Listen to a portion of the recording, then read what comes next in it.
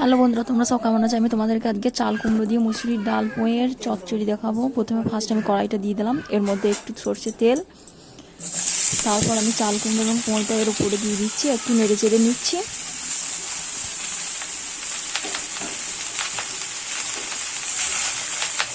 একটু নেড়ে চেড়ে নেওয়ার পর মুসুরির ডালটা আমি এর উপরে ছিটিয়ে দিচ্ছি। মুসুরির ডালটা আমার ধোয়া ছিল, এবার আমি একটু নেড়ে নিচ্ছি।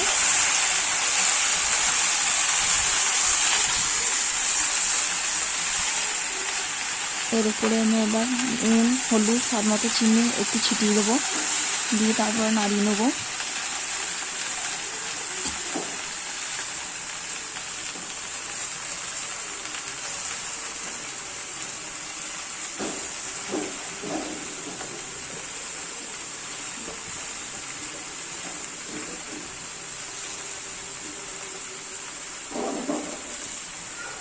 এগুলো সব আমার দেওয়া, চিনিটা দিলেই হবে।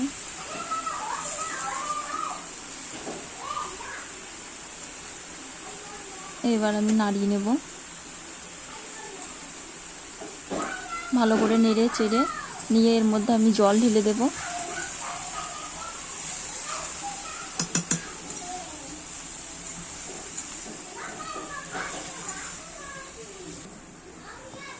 এবার আমি পরিমাণ মতো জল দিয়ে সেদ্ধ করে নেব। এর উপরে আমি কটা পাকা লঙ্কা আর কাঁচা পেঁয়াজ ছিটিয়ে দেব। কাঁচা পেঁয়াজ ছিটিয়ে দিচ্ছি, দেখতেই পাচ্ছ এটা আমার বেশ ফুটতে লেগে গেছে। এবার আমি এটা একটা চাপা দিয়ে দেব। চাপা দিয়ে এটাকে আমি কিছুক্ষণ সেদ্ধ করে নেব।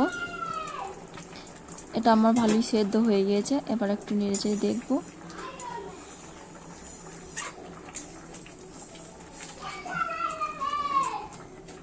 এবার আমি এটাকে নামিয়ে নিচ্ছি।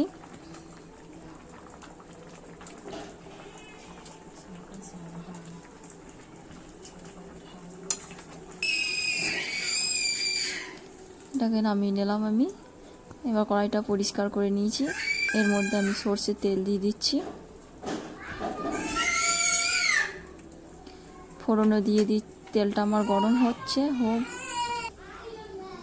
ফোড়নে দিয়ে দেবো শুকনো লঙ্কা, তেজপাতা, গোটা জিরে,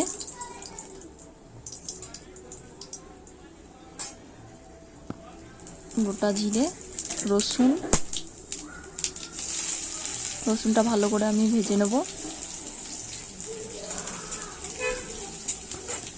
রসুনটা ভালো করে ভাজা হয়ে গেলে এই ডাল পোঁয়ের চাল কুমড়োটা আমি দিয়ে দেবো নেড়ে করে।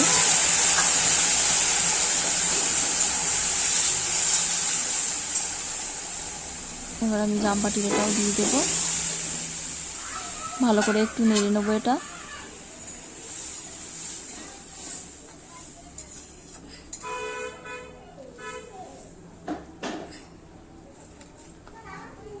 চাল কুমড়ো দিয়ে পোঁয়ের চচ্চড়ি আমার রেডি হয়ে গেছে। এবার আমি এটাকে নামিয়ে নেব।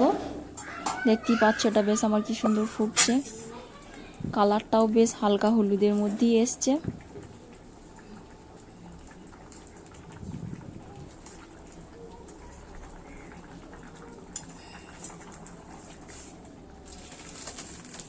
এটা আমার হয়ে গেছে।